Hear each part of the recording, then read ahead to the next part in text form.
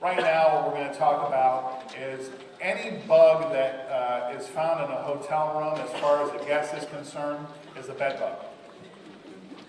Straight up. It's just the bottom line. I get called into more hotels for varied carpet beetles and maybe an occasional deer tick that are constantly misidentified as bed bugs. So very common from an identification standpoint. It's just misidentified. Change in pest management practices. You know, there have been several new technologies out there, specifically heat, that have come into the mix for what I consider to be the most foolproof treatment that's available today.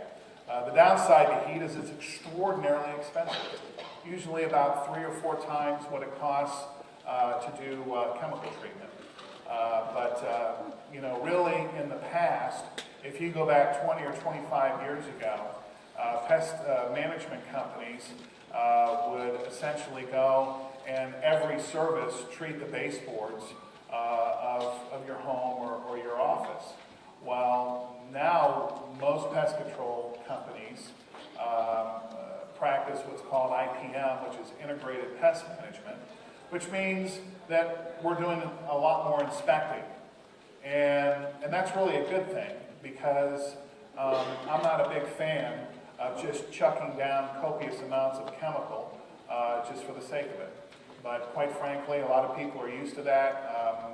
The truth of the matter is, more and more pest control companies are getting away from that. So, if you do introduce bed bugs to a particular environment, they're clearly not going to get a lethal dose of any kind of residual that you're putting down on a monthly basis.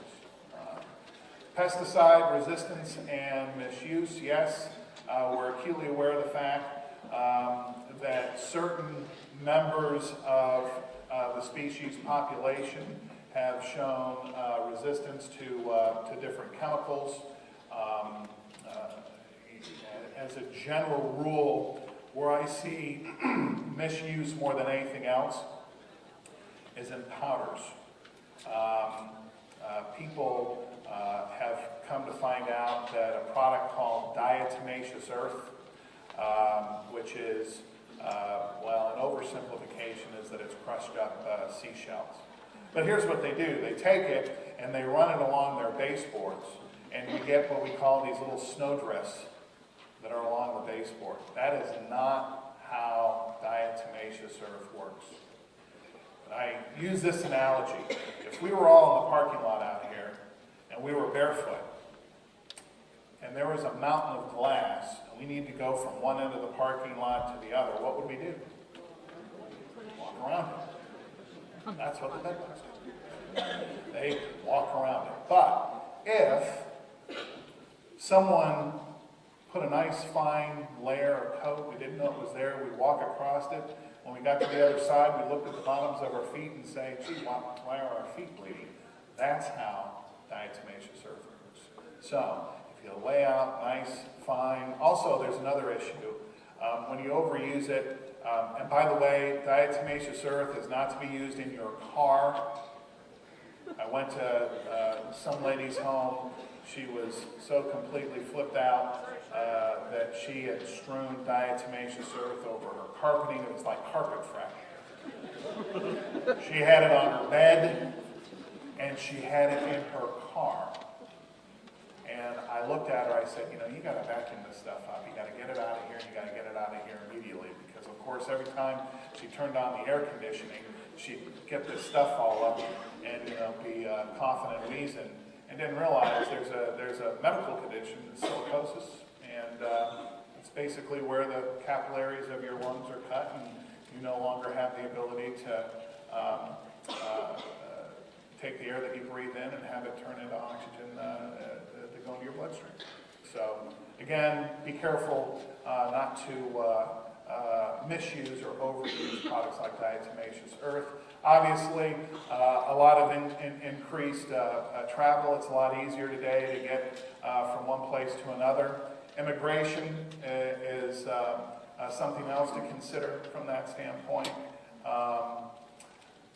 Also, making sure that, particularly in the hotel industry, that the employees and the staff are properly trained how to identify the specimen and what protocols to follow if you actually do identify a bed bug. Furniture delivery vehicles, obviously.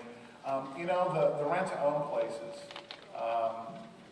they go and deliver furniture and someone doesn't, you know, pay their weekly bill, and the next thing you know, they're going and they're picking it up.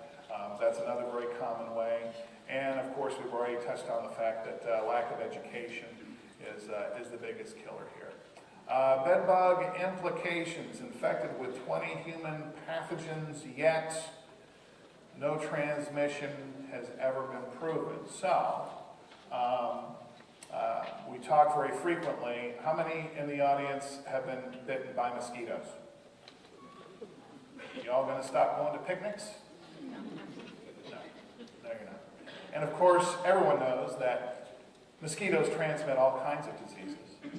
And I don't expect that to necessarily put you completely in your happy place, because the thought of being, the buffet for some animal while you're sleeping, I get it. But I frequently, am in a position where we're having to talk people off the ledge. Give them good information. Reaction to a bite: somewhere between 25 and 35% of the human population never shows signs of being bitten. As a matter of fact, some of the worst infestations I've seen were because the humans that were living in that home never showed signs of a bite. As a matter of fact, one mom, she was in tears because she was thinking what a horrible mother she was.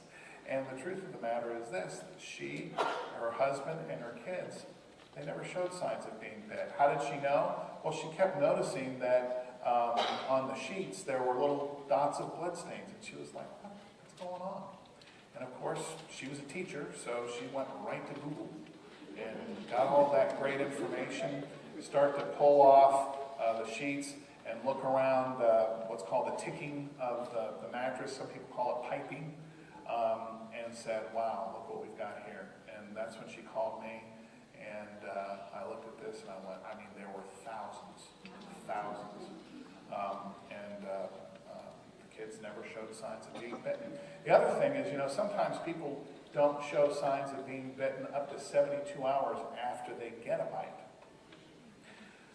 So one of the challenges for the hotel industry, if you've got someone who stayed in Cleveland last night, but was in New York the night before, and maybe somewhere like Philadelphia the night before that, it's totally and completely conceivable that they got bit in Philadelphia and showed signs of being bitten in Cleveland.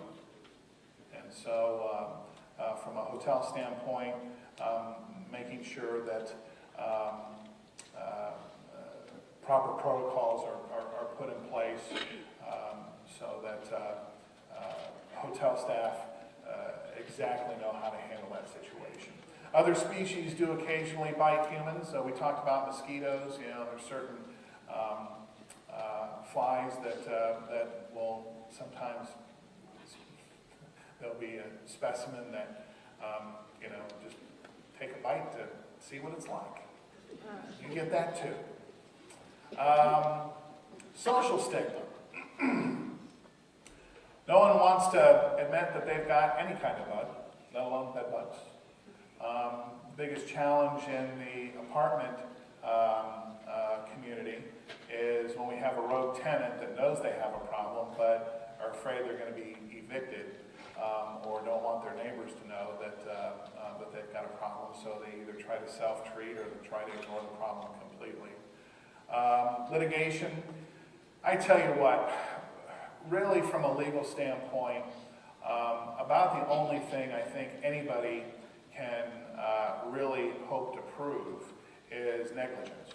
So in other words, particularly in a hotel, you knew there was a problem, but you chose not to do anything about it, so the problem got worse, and now I've got bedbugs. And for most hotels, that's just not the case. I'm not going to tell you that there aren't some hoteliers out there that are not doing what they need to do. But as a general rule, they're vigilant about it, and they are spending large amounts of money to control it. Biology, I know this has been talked about already, so I'm not going to really elaborate on this too much. If you look all the way over to the right, so this guy right here is what we call engorged. That's an adult that is just had a blood meal. Typically, this is the what we typically see. Fourth instar very frequently is confused with a louse.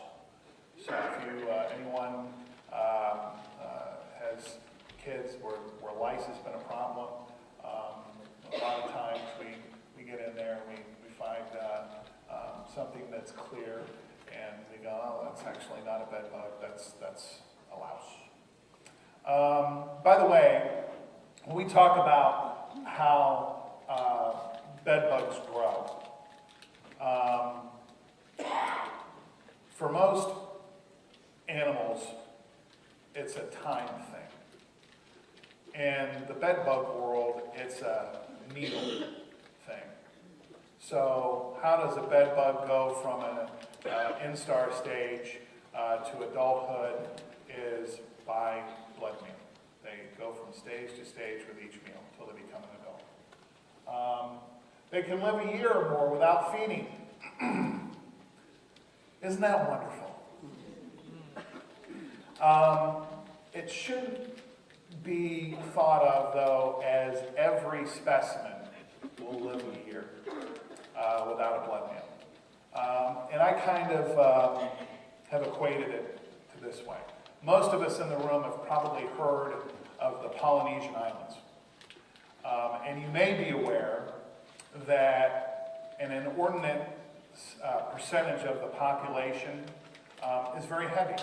They're dealing with obesity. And for years, scientists were like, well, why is that? Well, the reality is this. They're the descendants of those who survived the boat trip. So you know, if someone like me gets in a boat and someone who weighs 150 pounds, I win. Especially if we go without food for a long time. So a lot of times people think, oh, that's sort of joking. Well, no, really and truly, that's the reality of it. And very much is the same in the bedbug world. Semi-hibernation, dormancy at 61 degrees. That's less than 61 degrees. I think they still can survive up to about 15 degrees below zero. So if you think, oh, well, you know, the house is cold. Yeah. You know, they still manage to thrive. By the way, if you go in the other direction, I believe 117 degrees is when live specimens expire, and then eggs become unviable at like 123. So as a general rule, we like to heat rooms up, and we do a heat treatment up to about 135 for about 4 hours. And it's very carefully monitored. We've got thermometers all over the place.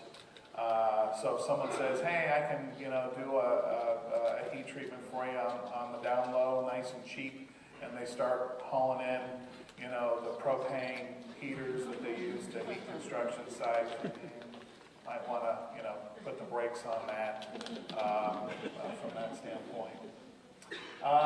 They're typically nocturnal, but not necessarily. We see them, throughout the day. If they're hungry, they'll come on out. They can hide in any conceivable crack or crevice. And I will also tell you, as someone who has conducted more bedbug inspections than almost anyone else in this room, probably with the exception of Dale, maybe a couple other people in the industry. Humans make for very poor bedbug inspectors. Very poor. Out in the lobby out there, there's a wonderful yellow lab named Bella.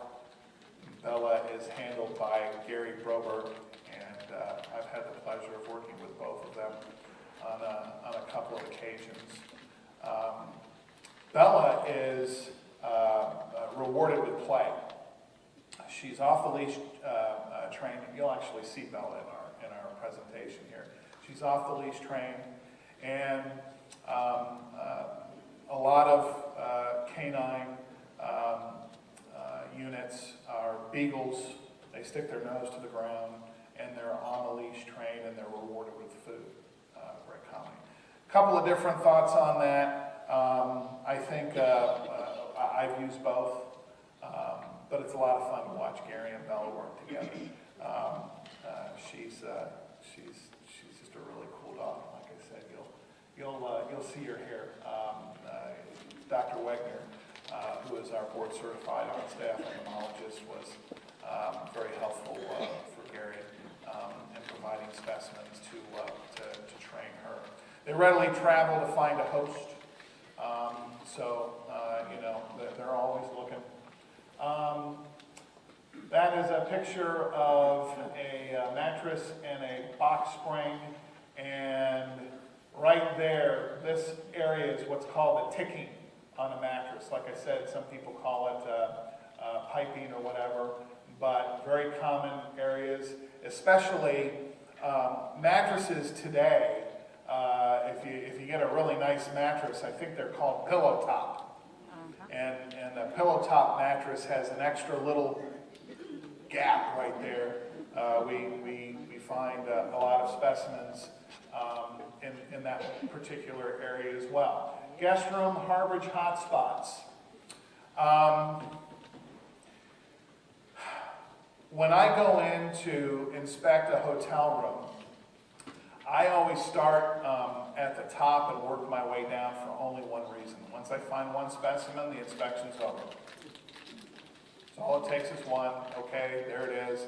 And so I typically focus on the area where the wall and the ceiling meet.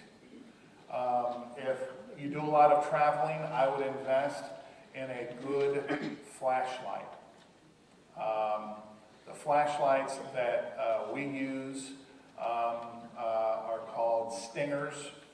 They cost about $170. I'm not telling you that's what you need, but you want something, typically a nice LED flashlight, and that's what I do. I start at the top and I work my way down. A common area that is missed, and I'm sorry you can't see this very well, but these are curtains right here. And these pleats, very common area.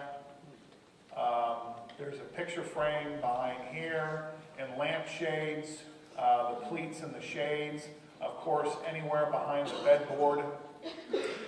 In hotel rooms, the bedboards are usually slid onto a lip, and they can typically relatively easily be removed. They're heavy. If you've got two people, then it's a real simple thing. You can pull that headboard off and then shine a light on the back of the headboard. In drawers, everyone knows that there's a Bible in every hotel room provided by the good folks. I think they call themselves Gideons. But a Bible is a wonderful harborage area for a bedbug.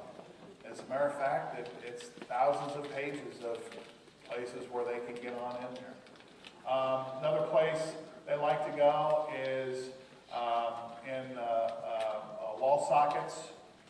A telltale sign is to look at the faceplate, and if it looks like someone sprinkled coffee grounds or maybe even pepper along the top of the faceplate, and you take your thumb and you rub it, and it doesn't go away, you got to really give it some good elbow grease.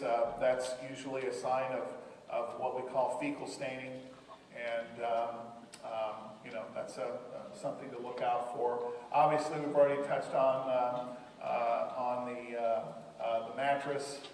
Again, this area right here is called the ticking, so we look there. Box springs are other areas.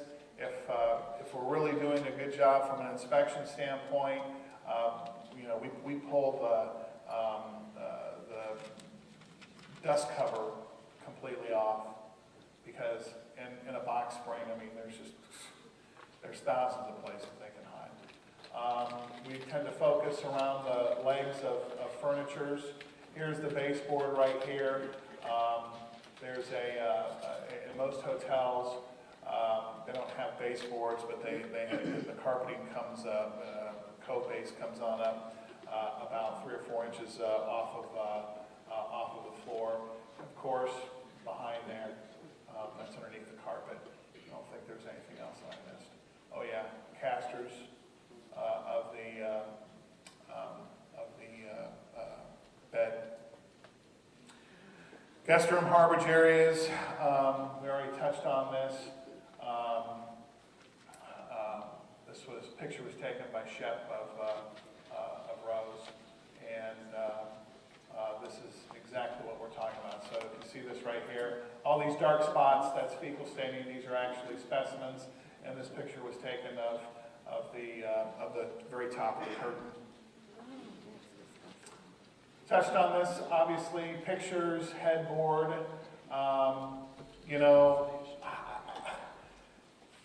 I've come to find out that there is no place that I tell people not to look. I have, it's like, oh, you never find bed bugs there. Oh, guess what I just found? Right here where you said it wasn't going to be. In the phone, I check the clock. I actually was sent up to a hotel in the Cleveland area, I don't know, it was about 2 years ago, and the general manager and the executive housekeeper were completely freaking out because the person that had stayed was threatening to sue him. Flat out threatening to sue him. So I conducted my inspection as if I was going to have to be in court the next day, and some savvy lawyer would say something like, "Did you check the toilet paper roll?" No.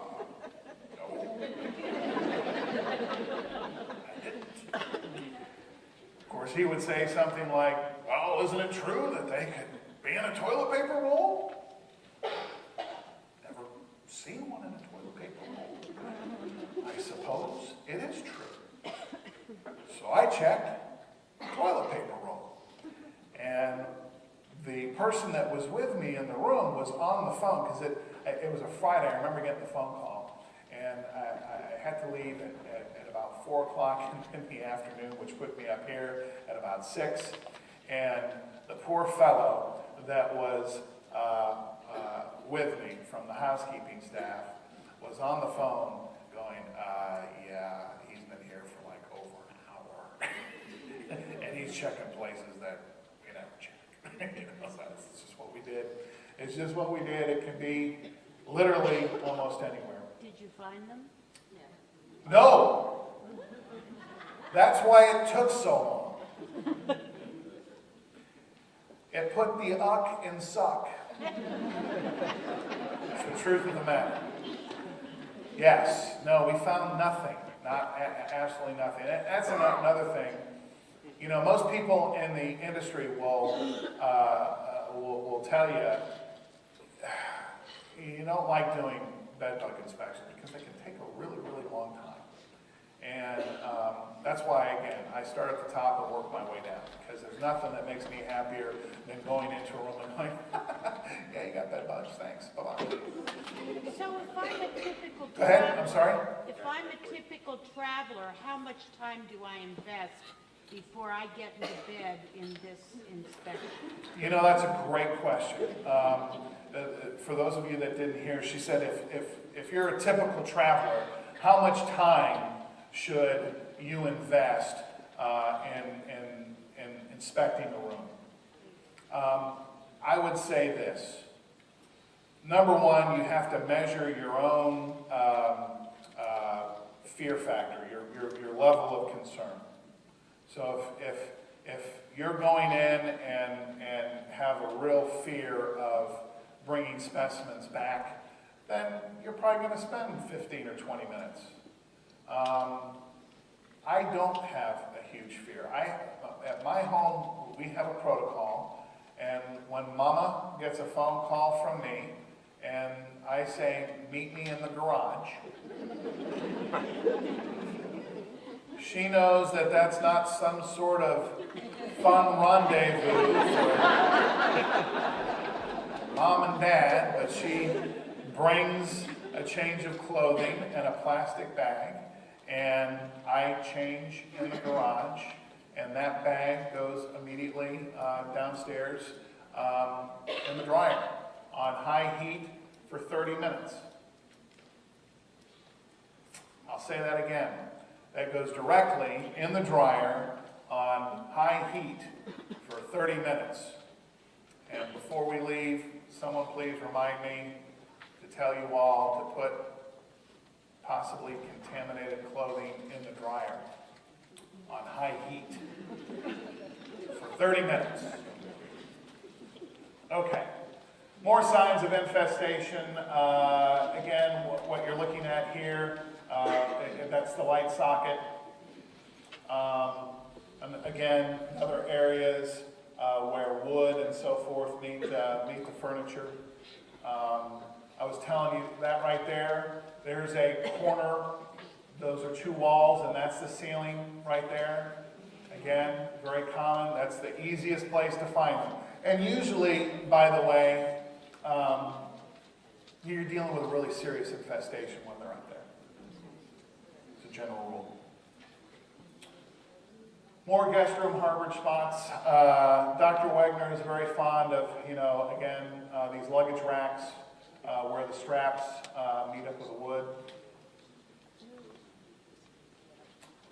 Signs of infestation and bites. We've covered this pretty much, but here's a good example of how different people react differently to the bites.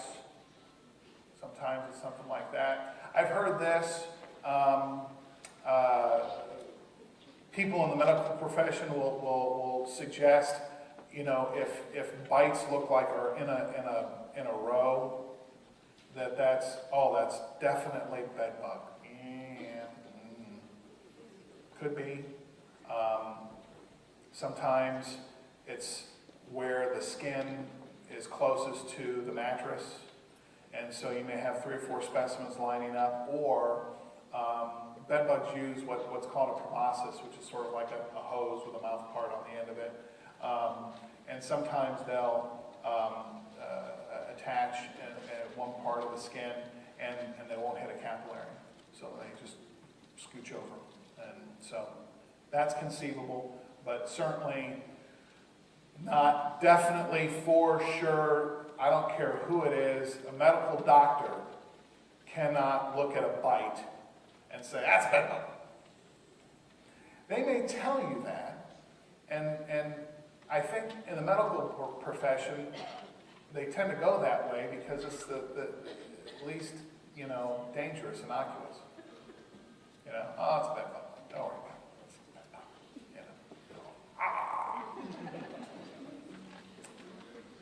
Okay, what are hoteliers doing?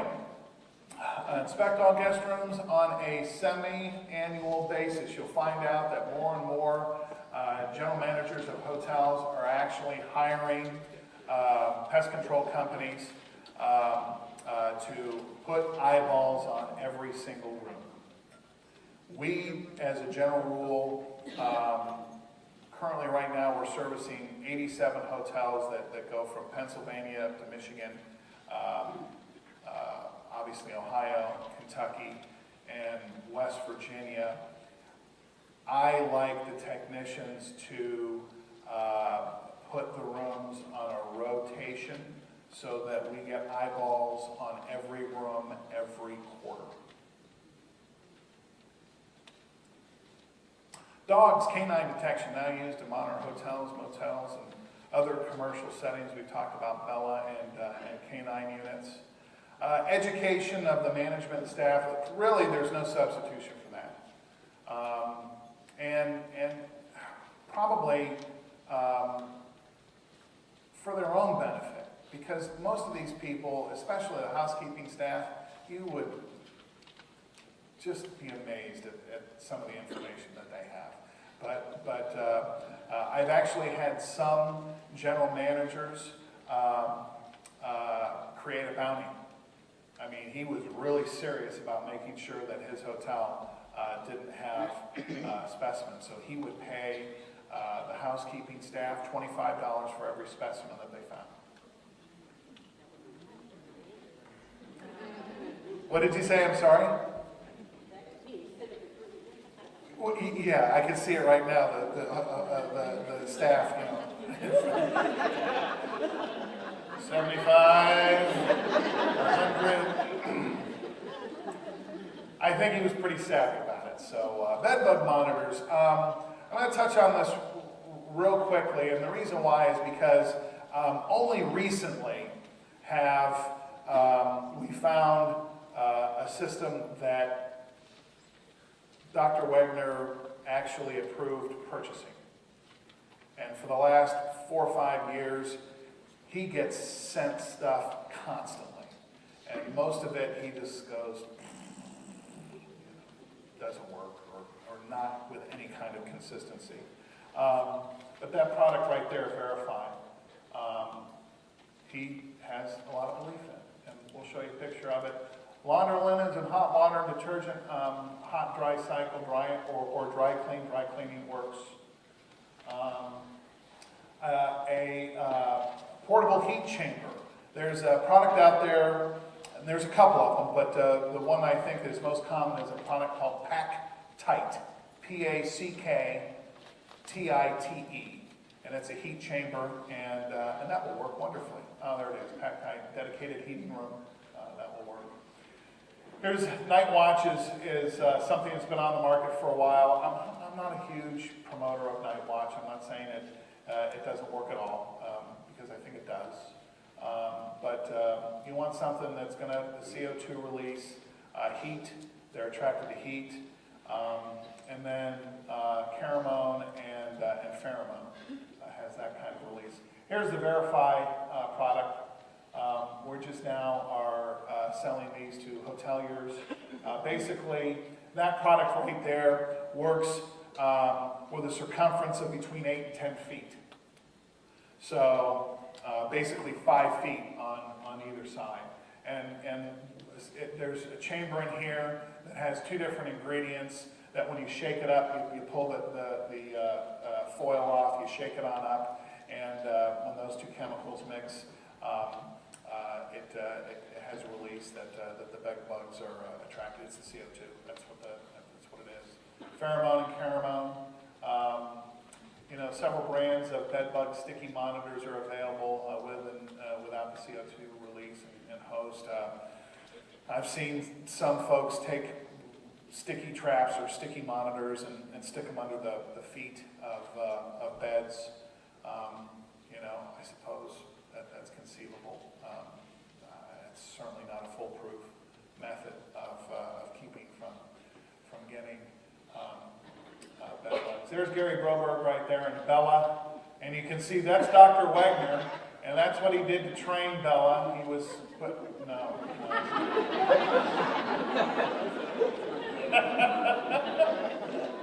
You can see Doc's sense of humor there, but yes, that's good old Doc saying, "Okay, Bella, this is what you're looking for right there." Non-chemical treatment options. Vacuuming. You can use a brush to tease bugs from cracks and crevices. People ask me this all the time. What's the best way to kill a bed bug? And I always say thumb and forefinger. 100% kill rate every single time. Okay? The problem is this. If you see the specimen, you can dump water on it almost and drown it, and it'll kill it. People say, oh, I used alcohol. I used vinegar. Okay? The issue isn't what you use when you can see the specimen. The issue is what will stay there long enough so that it will get a lethal dose after it comes out of harborage. That's the real issue. One of the reasons why heat works so well is because the heat initially draws them out of harborage. And they get drawn right into that heater, and all of a sudden they go, oh, too hot. They try to run away, and they can't. That's really one of the reasons why heat really works so well. Fitted encasements, mattress covers are really good solutions. You're finding more and more hotels that they just put the covers right on. And one of the things that's nice, the decorating today for 2012 uses a lot of dark colors, especially browns. There's nothing worse than seeing a duvet or some sort of bedspread that's brown. It's like, never find anything with this, But when you got the mattress encasements, they're usually white. Makes it very simple. Wrap, remove, destroy, and replace mattress and box spring if older and highly infested. If you just got a really big problem, you're just better off chucking that thing right out the door. Now, if you do that, please take a bright orange spray can and put a big X through it. So someone who drives by and goes, there's my next bed. Doesn't bring it to his. Okay, heat 125 for 2 hours, cold 50, 48 hours for dry night. Again, I'm not a big believer in freezing bed bugs. And the only reason why is because you've got to have a specimen. I mean, it's just, you got to have it there. There's not a lot of residual value to using cold or freezing. Steam, same way. Feel exactly the same way. Yeah, if you put steam on a bed bug, it will kill it. It will. No doubt about it. Not a lot of residual value there. Yes? Is there a legal sanitation mandate for those trucks that you say deliver furniture and for renter centers? Because a lot of people aren't going to use furniture. Do they have a legal mandate that says, you have to sanitize, you have to do this and this, and you have to verify it's been sanitized? Not that I'm aware of. Sure. The question is there a legal mandate for companies that rent furniture to do something from a sanitation standpoint? It's really, really important that you understand, number one, bed bugs have nothing to do with sanitation. Nothing. Okay? You can be living in the most pristine house or home, and you can still get bed bugs. In our business, we're fond of saying this. A bed bug will walk across a chocolate cake to get to you or me. Okay? Not cockroaches. German cockroaches, certainly, that's a sanitation issue. Of course, American or Oriental has nothing to do with sanitation. Go ahead. What about cayenne pepper? What about cayenne pepper? Yes, I seen some woman, she bought cayenne pepper, and she said she heard it from somewhere, and she said it works. I think she probably heard it on TV or something. Well, let me ask you this. If I sprinkled cayenne pepper on you, you would probably be pretty grumpy about it. It might not kill you. But again, the reality with home remedies, it isn't what can you put on the specimen. I can give you all kinds of stuff that you can put on. Again, if you see a specimen, pick the thing up with a tissue or whatever and squish it. Mission accomplished. The real issue is how much residual value will cayenne pepper have? I have no idea. I really don't. I'm sorry. Go ahead. I work with CMHA, and some of the high rises that I go into inspect for bed bugs, I have seen this, and they're using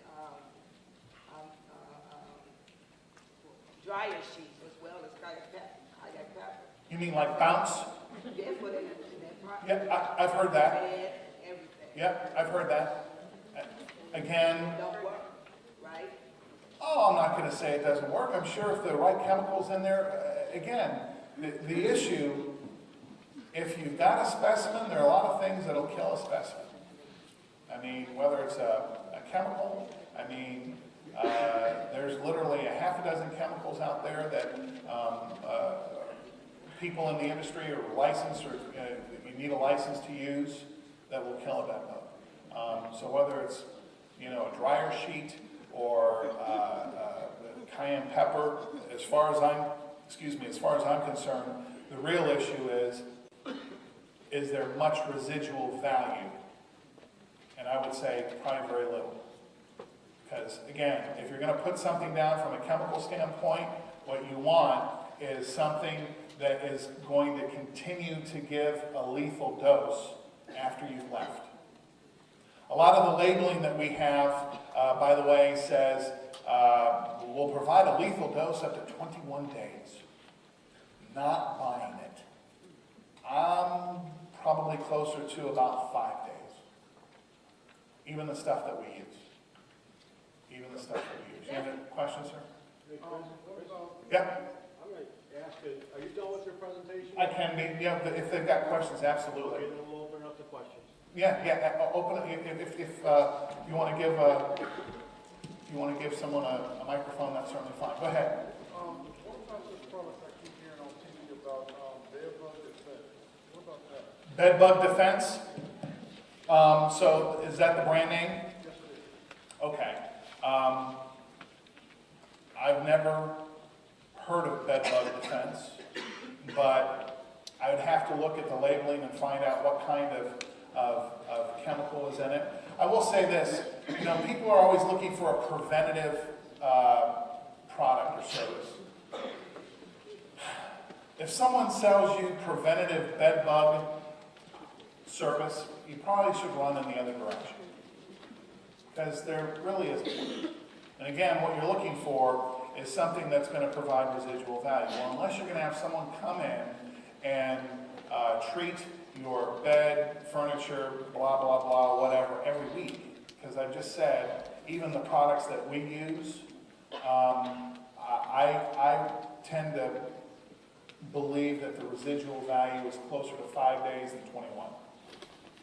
If the label is the law, and the label say it lasts 21 days, why would you just say 5 when the label is supposed to be the truth? And it say it can last for 21 days. I'll only go by what my experience is, and what Dr. Wegner's experience is. The only thing I care about as far as the label of a chemical is how the label says I can use it. Because if I use the product that's inconsistent with the labeling, it's actually against the law, and it's a great way for me to lose the licenses. But as far as, you know, if the label says, this will last 15 years, I don't care. My only experience is it lasts for 5 days. So as a general rule, that's what I tend to tell people. You know, I think the reality is that chemical companies, I'm sure they have a system that they use, and obviously they want that residual effect to be as long as possible. But my experience is been 5 days. Why they put 21 days? Because they can. And is there some entity out there that's banging them over the head saying, that's a lie? Probably, but... The next question is the mattress cover. If you already have the bed bugs on your mattress, and then say you clean up all the bed bugs off your mattress, and then you put a mattress cover on it. So what you're doing now is protecting your mattress, because then you come back the next day, now you see bed bugs on top of the mattress cover. So what's the purpose of the mattress cover? Right. Okay, so let me make sure I got this straight. You cleaned up the bed bugs, you put the mattress cover on it, the next day you came back, there were bed bugs on top of the mattress cover? I would say one of two things. the mattress cover that was purchased was somehow compromised, had a hole in it, or you reintroduced new specimens to the room. Well, they could have already been in the room. I'm not saying they're not in the room, but I'm just saying that what do the mattress cover really do besides making sure my mattress is clean or something like that? A mattress cover does two things. Number one, it makes identification a lot simpler. And number two, if you have specimens on the mattress or in a box spring, they can't get out. Until they tear. Well, sure, if they got a hole in it, then... Right, but I understand that, people buy these mattress covers and there's thousands on top of the mattress cover, so I don't know why they even bought the mattress cover. Well, if there are thousands that are on the mattress cover, then they didn't clean up as well as they thought. There could have been other specimens in a headboard. We talked about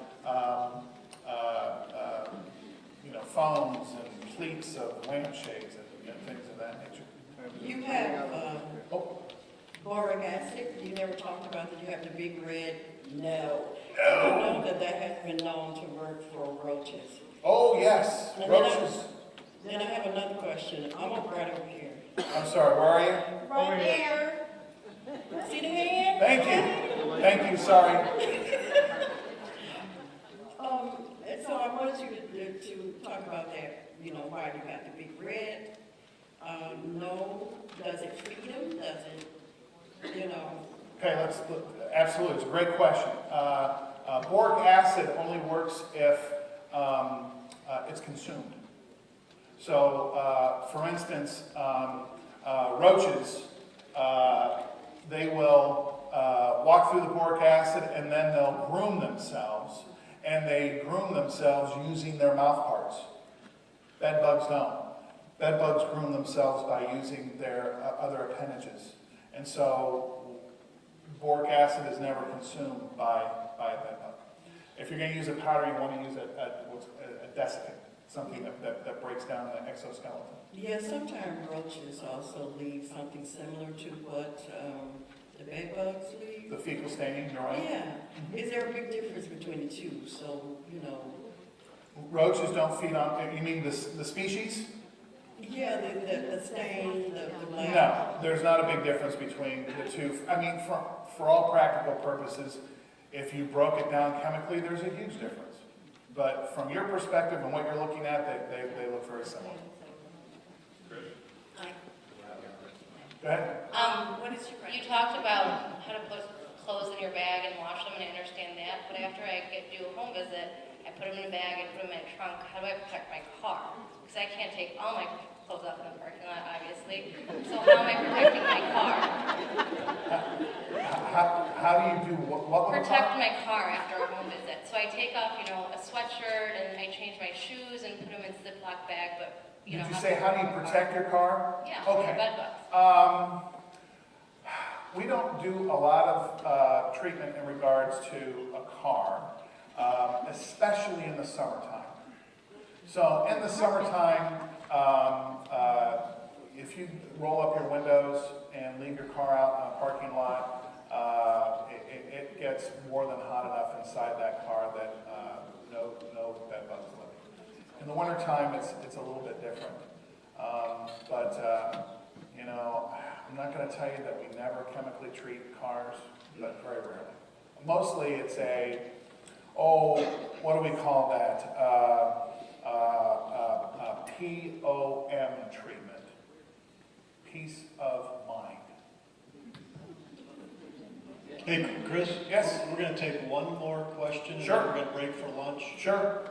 What is your recommendation when you bring luggage home from staying in a hotel? My- I mean, not everything, you can put your clothes in the dryer, but what do you do with the rest of the stuff in there and the luggage? Well, there's a couple of things. You can use a pack tight if you'd like. That's the heat chamber.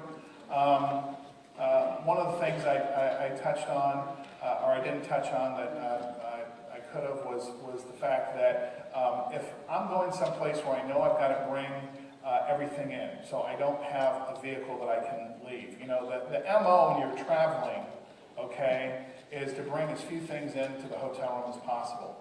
So if you've got a vehicle, only bring in what you need. Shaving kit, makeup, stuff like that, use it, take it back out to the car. If you're traveling without a vehicle, then I put everything in big plastic bags, big trash bags. I put, if you take your luggage and basically pack a hefty garbage bag in with your luggage as soon as you get into that room, in case everything